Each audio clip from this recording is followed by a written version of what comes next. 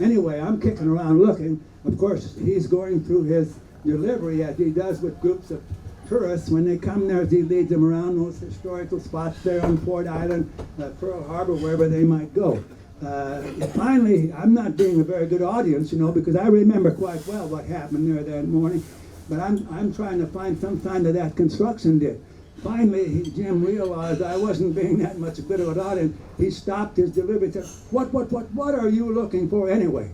I said, well, sir, I'm looking for some signs of a construction ditch that was out here somewhere that we were ordered into and then left under the threat of military discipline to go get some guns and ammo and put up a defense. He said, wait a minute. There's something really, really funny here. Tell me that again. So I told him exactly what happened to me there that morning. And I'm thinking he's disbelieving me, so I told him, and sir, what I'm telling you is the honest to God's truth. I'll swear to it on a stack of Bibles, Book of Mormon, Doctrine and Covenants, Pearl of Great Price, Articles of Faith, Words of Wisdom, and on my dead mother's grave. He said, oh no. He said, oh no. He said, I believe every word you're telling me. But he said, what's funny, of all the people I've talked to down through the years who were right here that morning, some of them I've talked to a number of times. He said, you're only the second person to ever mention that ditch. He said, the first guy was just yesterday, and he was in VP 24. I said, well, VP 24 had the westerly half of Building 54 as its hangar space. VP 23 that I was in had the easterly half of the hangar as our hangar space. Well, I'll tell you what, folks. It's not at all funny to me that they're not talking about it.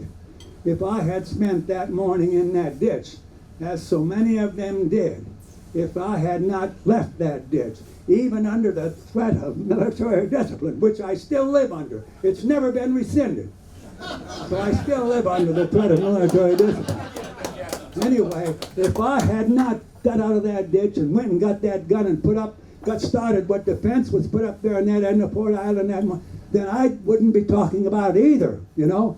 And I damn sure wouldn't be standing here proudly before you today and sharing that experience with you.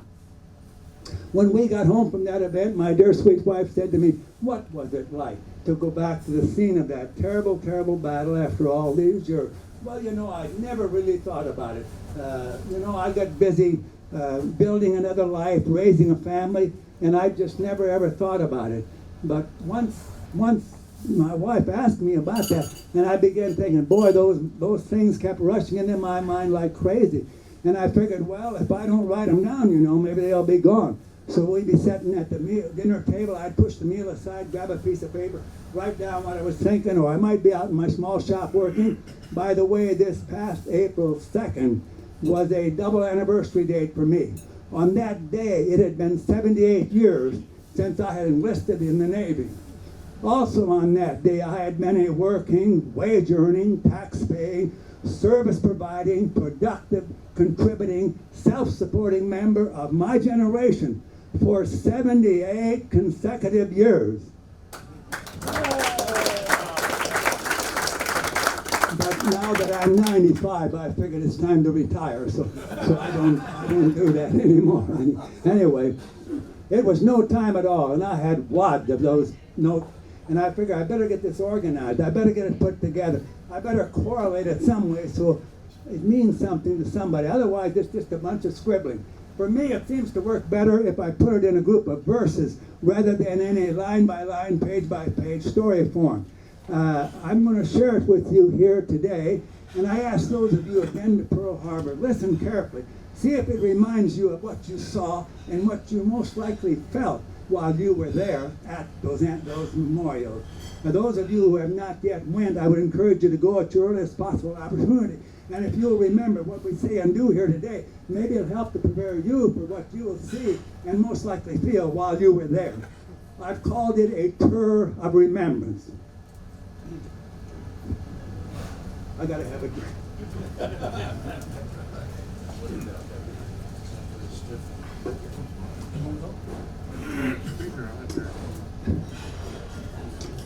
From within those rusting hulls of sunken ships, reminders of what used to be, echo calls to remember from those there entombed that freedom is never free.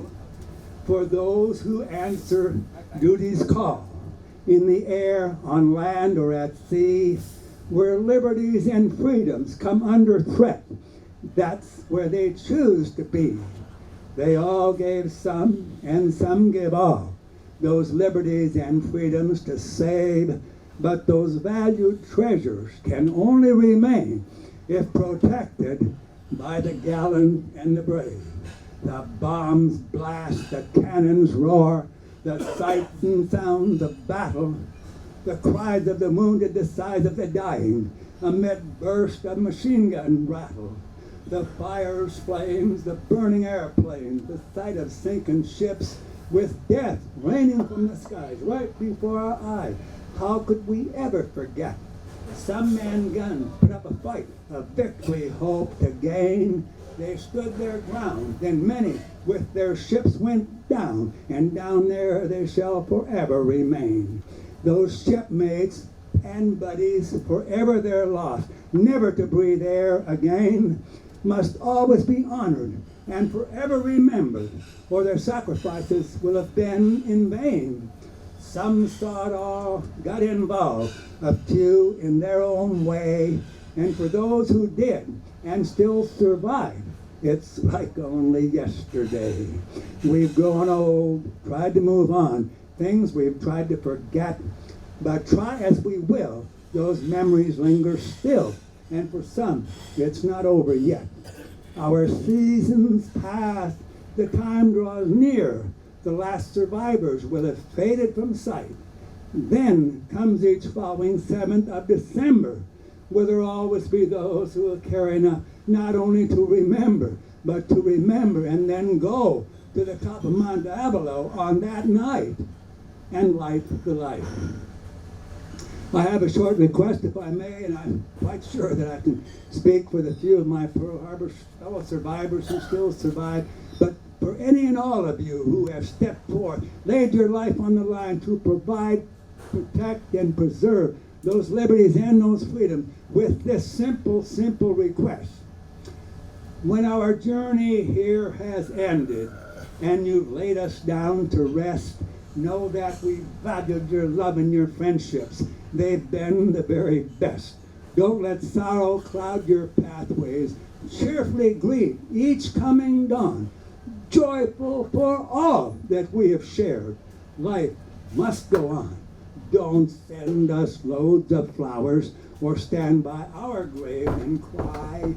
Come see us while we're living. Don't wait until we die.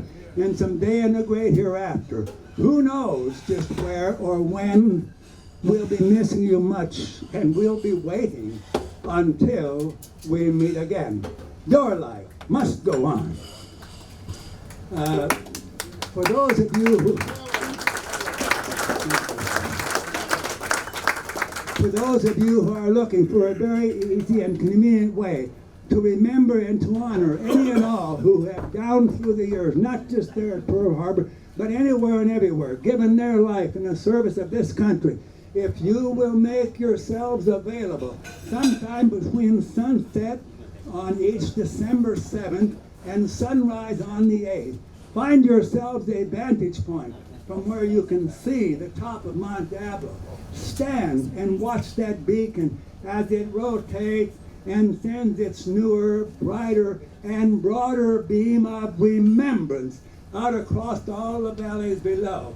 Then, if you will put yourselves in the right frame of mind, and if you will listen very carefully, not only with your ears, but with grateful hearts and respectful minds, then all of those individuals will communicate with you. They will do so in unison, as if with one voice, and their message, their plea, will always be the same. Remember us. Remember us. We gave our lives while in service to you. Thank you. Thank you so much for having me here today. Thank you. Thank you.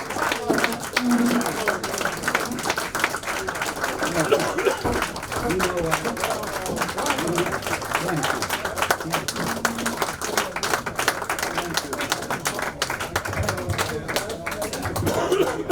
All right, is there, so there is a ceremony on December 7th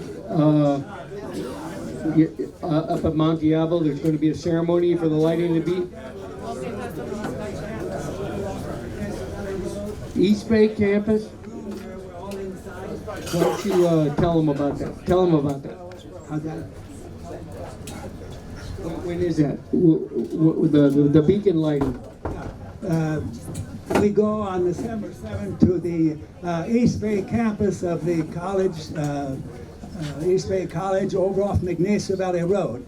And on December 7th, it starts about 3:45, and we try to light the beacon right at sunset. Okay, so, and I invite any and all of you to come there if you haven't been there.